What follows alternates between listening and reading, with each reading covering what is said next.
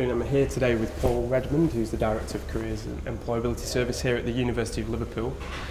So, Paul, my first question for you today is, can you describe to me your career journey from being at university to the point that you're at now? Well, when I graduated, I suppose I didn't have any clear ideas about what I wanted to do. I wanted to work with people. Initially, I thought I was going to be a teacher, but I wanted to have more variety. I didn't want to stay in the school classroom all the time. So I spent some time looking at different organisations. I worked with a careers advisor for some time who spent time going from different schools, meeting with employers, and I really loved the idea of the variety of that job.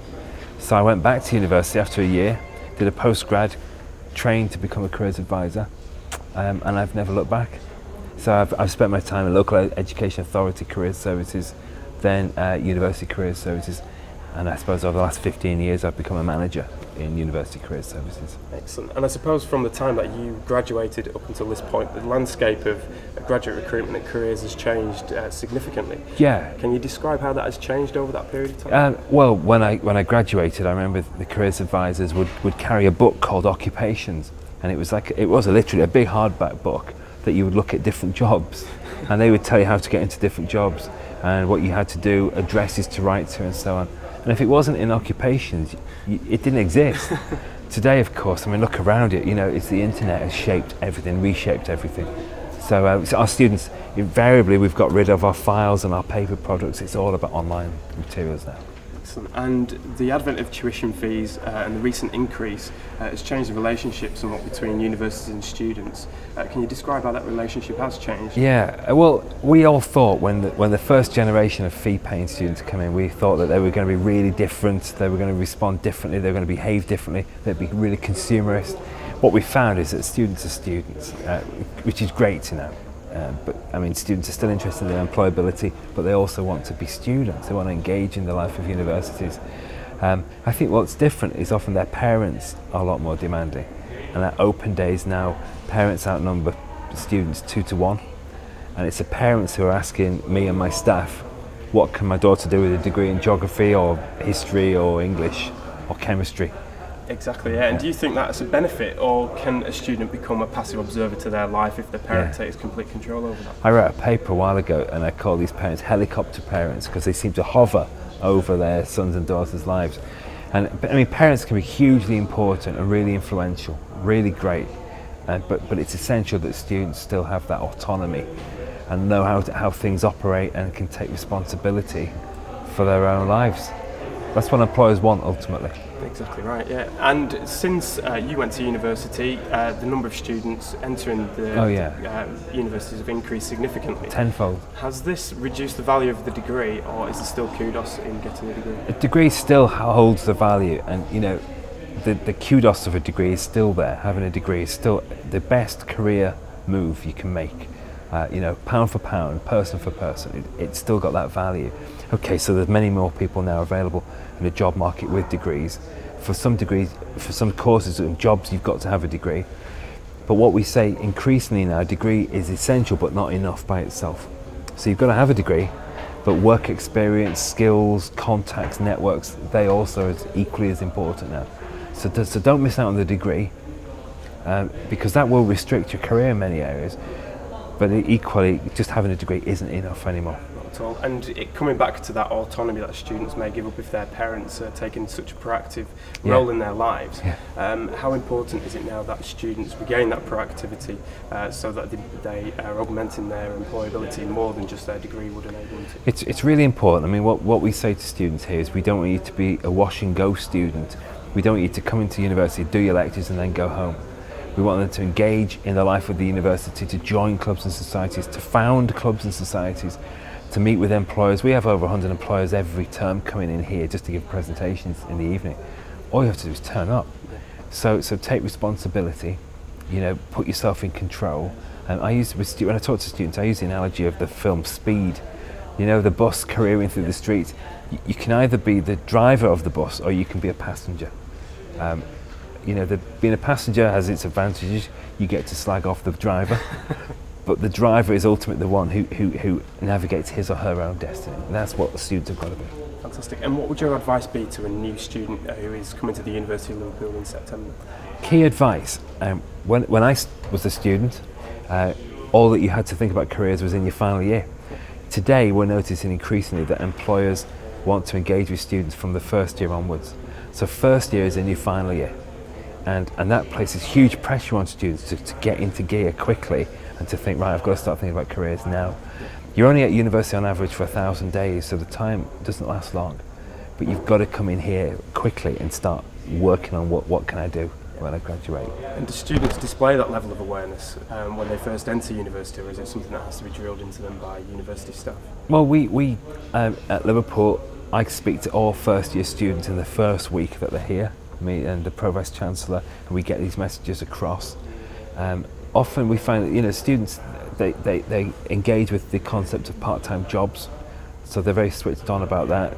They come along to our careers fairs and events, they come and meet with employers. So I think gradually it's a process that they work through. But we reinforce it with social media, with talks in departments, there's lots of different interactions that we have with students to drill this home. In your book, you mentioned about the skills economy and that students need to display employability skills. Yeah. But also you mentioned about attitudes such as motivation and commitment. How can a student demonstrate these attitudes to an employer? Employers increasingly will say, I want to see evidence. So if I say I'm motivated, I've got a can-do attitude, they'll want to see evidence of that. And that's a challenge for many students, because they'll say, well, look, how can I gain this experience? So it's essential that they engage with things like work experience, work placements. Above me, we've got an internship team that organise placements for students around Merseyside. It's essential that they can actually demonstrate hard and fast examples of when they've been able to display these things. And university offers lots of opportunities to engage. And again, it's coming back to not being a wash and go student, making full use of the life of the university.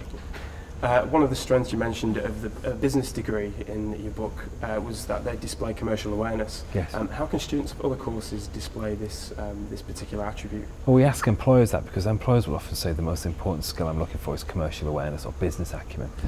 So they say to us that what we want is an example of when you've been able to demonstrate this. The best position to do this is a part-time job. So we've had students who've worked in local shops who've changed the sort of the display system in the shop and generated increased profits. Or we've had students who've worked in bars that have introduced new products and changed things around. But being aware of how business operates, being aware of things like basic things like a profit and loss, being able to talk about business, how to read a spreadsheet, all those are things that you can actually pick up yourself, usually for a part-time job or volunteering. We have students who run student societies, who become the treasurer, who are just dealing with the subs on a weekly basis. But again, that's a great basis to demonstrate these skills. And are students aware when they partake in these activities that this is actually demonstrating the skill that the employers are after? Or do they just see this as another activity they're doing at university and let that go by the by when they apply for jobs? I think sometimes students undersell themselves. So we see lots of students saying things like, well, I haven't really done much. All I've done is, then they recount a whole series of great things that they've done.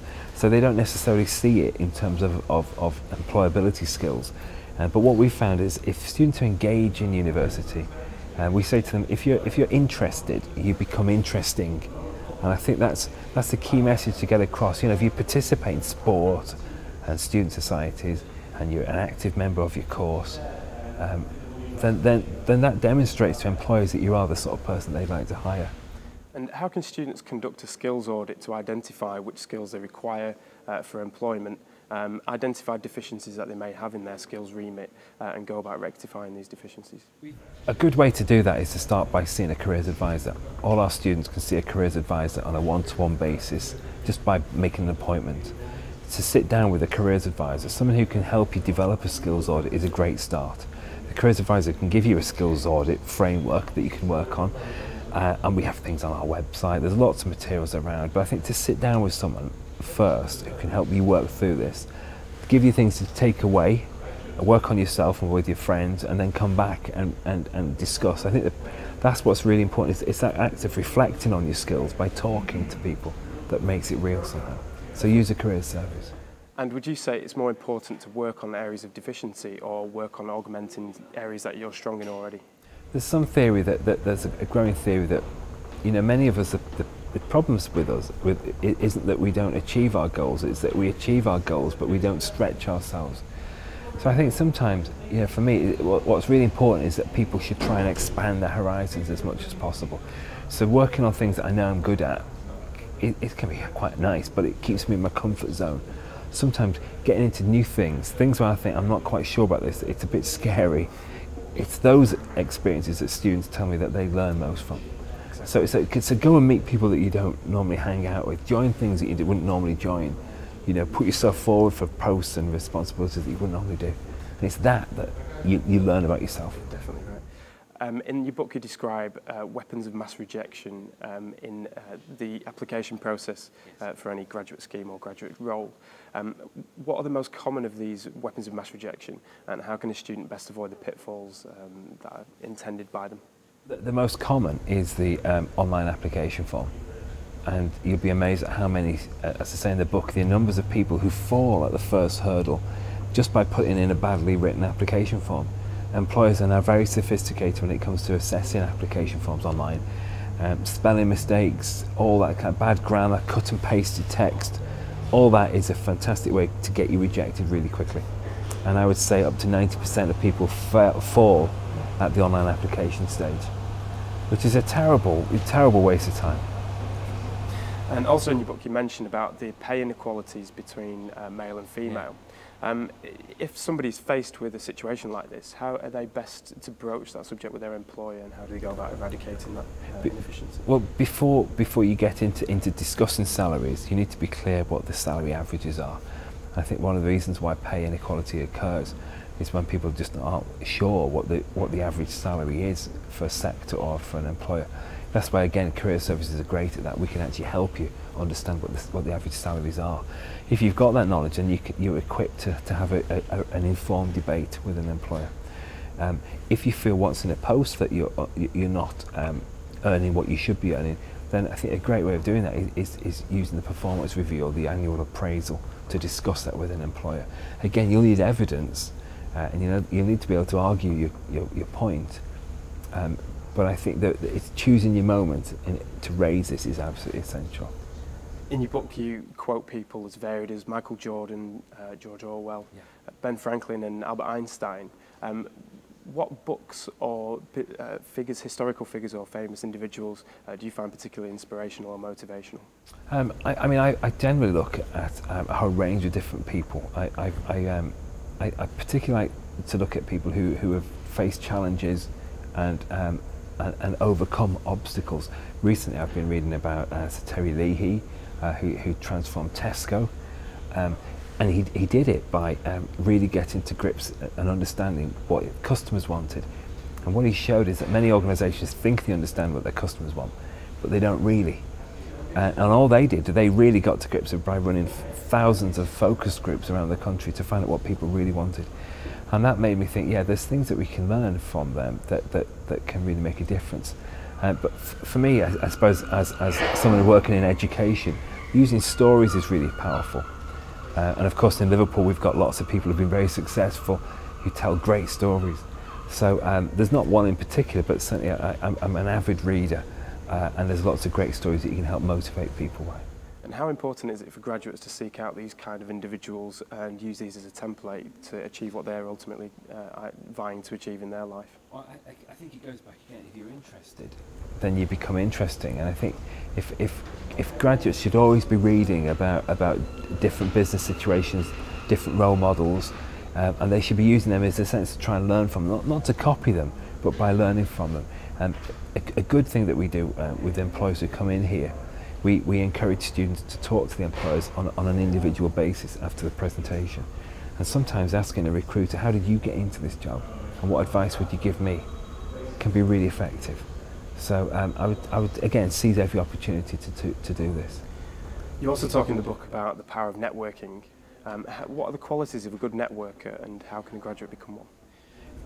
A good networker, or as we call it, netiquette, is aware that networking is a two-way process, and it's not just about me getting as much from you as possible, which is unfortunately is what a lot of people think it is. How can I get all your contacts now and take them away for my benefit? A good networker is someone who's able to add value to every interaction. So it's someone who's able to say, let's have a chat, and I can give you things, I can give you information, contacts, knowledge, but also I can develop things from you. So that netiquette, that a good network etiquette is essential. It's based on courtesy and politeness and a long-term relationship. So a good network is someone who's always adding value to their network. And they'll always say to you, good networkers, the more you give, the more you get back. Indeed. Telephone interviews are becoming an increasing part of a graduate recruiter's armoury. Yeah. What advice would you give somebody who's going to be facing a telephone interview? We did some research a few years ago and we found that your chances of passing a telephone interview increase dramatically if you wear a suit.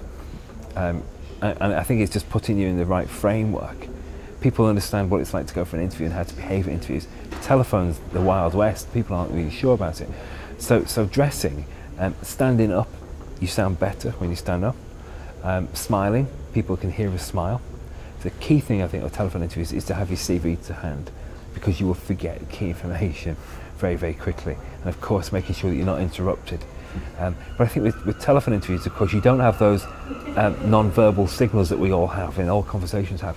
So you've got to, in a sense, over-exaggerate some of the way you talk. You've got to sound lively, energized, enthusiastic, extra polite as well. And again, just to over-exaggerate it because you don't have the visual signals. But the practicing telephone interviews is absolutely essential. So you can practice them with your friends as well. Is practicing a telephone interview something that the careers service at your university could help you with? Yeah, and we do. Our careers advisors will help students to practice these things.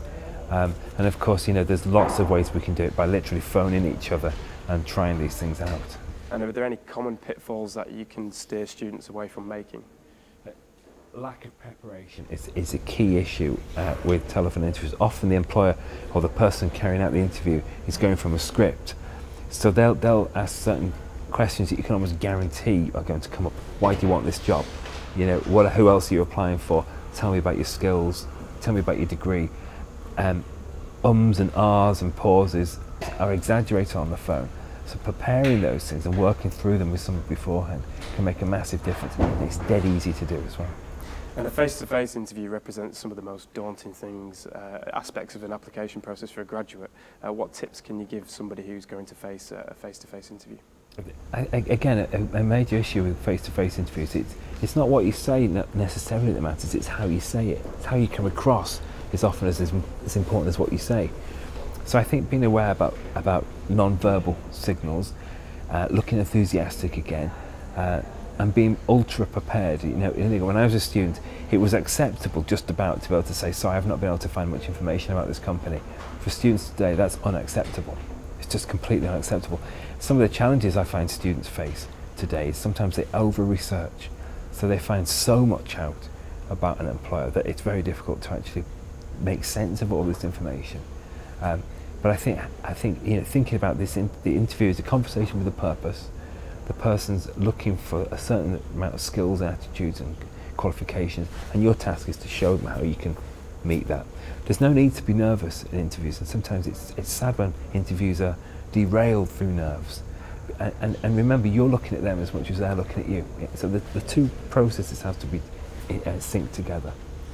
Attaining work experience is becoming an increasingly important part of a student experience at university. Have you got any tips of how a student can attain meaningful work experience, and how, once they're on a work experience programme, can they make the best out of that experience? Well, we have a team of staff here, and many other universities do, whose role is to secure work placements for students. So the easiest thing to do is make yourself known to them as early as possible when you come to university. Work experience, there's lots of people all around university that can provide work experience. Universities themselves can provide work experience to our students. We have students who say they want to become journalists, or we've got a corporate communications department here who are desperate for student helpers. And very few students ever think, why don't I approach them and ask if I can help them out on certain campaigns? When they do, of course, they're delighted to have students help. So there's lots of opportunities in universities to help find opportunities like this. We have contacts that we can help you approach. People have families and friends who can help approach. But the key thing with work experience is understanding what it is, why do I want to do it, and what do I want to get out of it. They're the key things. And sometimes people have work experience, but they've not thought, what is it that's going to make me really employable as a result of this. And social media is becoming an increasingly important aspect of people's lives. How can this affect their journey from being an applicant to a company and securing a job? Well, it can affect it in a good way and a potentially bad way. I'm aware that companies are now much more prone to checking people out on social media before they hire them. So that's suddenly being anonymous is very difficult in today's environment for today's students.